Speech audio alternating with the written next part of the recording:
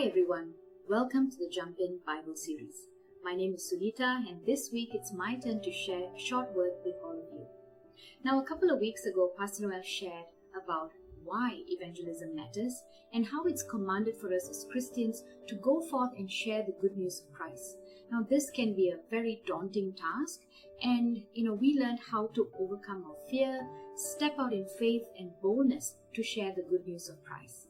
Pastor Sam then shared about bringing the good news of Christ to our circle of influence, to our immediate family members, our friends, and the communities in which we are planted in. Today I'm going to expand on the same series, but I'm going to talk about evangelism in the marketplace. Now there are many definitions of marketplace evangelism, but the one I liked goes something like this. The intentional effort of ensuring that colleagues and work associates recognize your Christian faith and lifestyle through your choice of words, work attitude, and what fills your calendar after office hours.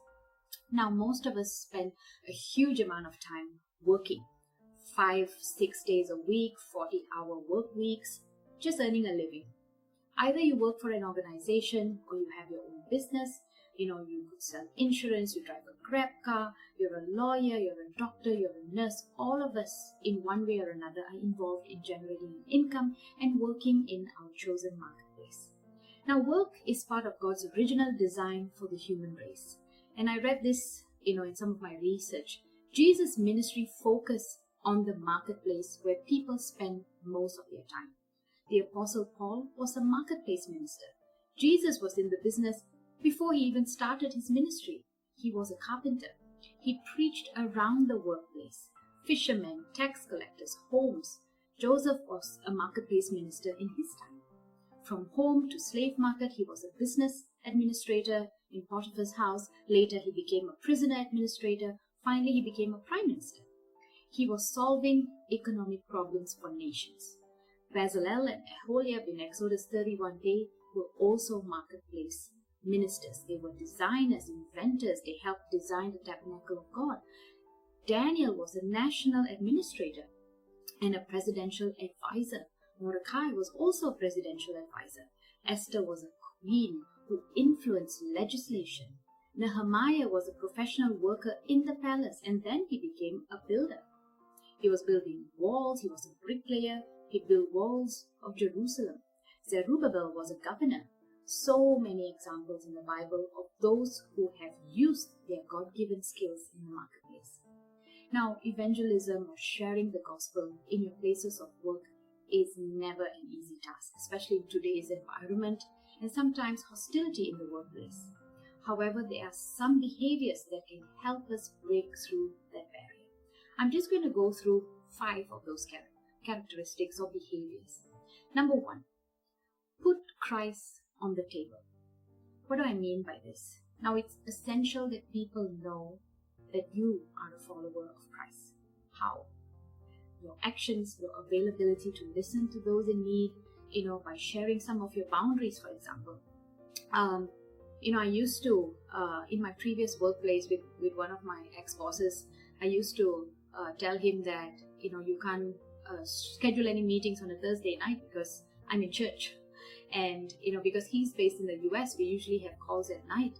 And, he came over years to come to respect the fact that, that I'm not available Thursday nights, and especially over the weekend or on a Sunday.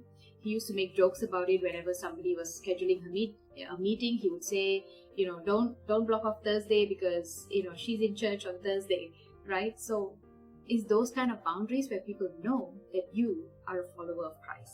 Now, it's obviously not something done, arrogantly or, irresponsibly, but it's just simply stating a fact. Number 2, work with excellence. Now, when you put Christ on the table, expect to be scrutinized, to be studied by your peers, by your colleagues, by your bosses. Work in a way that reflects creativity, purpose, and the goodness of God. Demonstrate faithfulness and integrity in everything that you do. Work without grumbling or complaining. Submit to those in authority and serve humbly.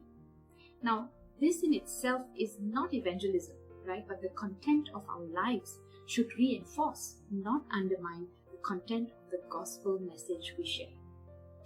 Now, number 3, very important, love your peers. Invest in your friendships. Don't underestimate the importance of trust. Number 4, prepare to evangelize. Now, as silly as it may sound, be sure that you know how to easily explain the gospel. Practice if you need to. When the Lord provides an opportunity, you don't want your inner voice screaming at you for being unclear or trying to grasp for words or think, of a testimony. You want to be sure, right? You want your mind to be clear, to listen to the person who maybe has a problem, who's sharing with you. You want to be sensitive to the Holy Spirit, the prompting of the Holy Spirit telling you when and how to share the gospel. After all, it's the gospel that saves. Now, number 5, pray.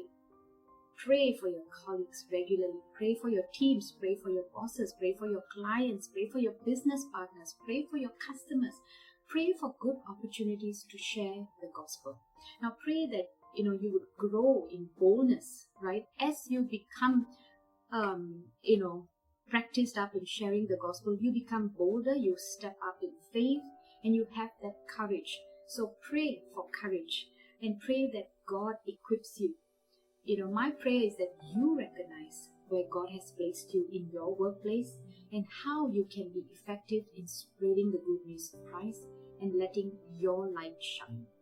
Now, as you break into your small groups, I leave you with 2 discussion points. Number 1, recap those 5 behaviors that can help you in a work setting. Number 2, discuss how you can apply practical steps to evangelize in your specific marketplace. Thank you for tuning in.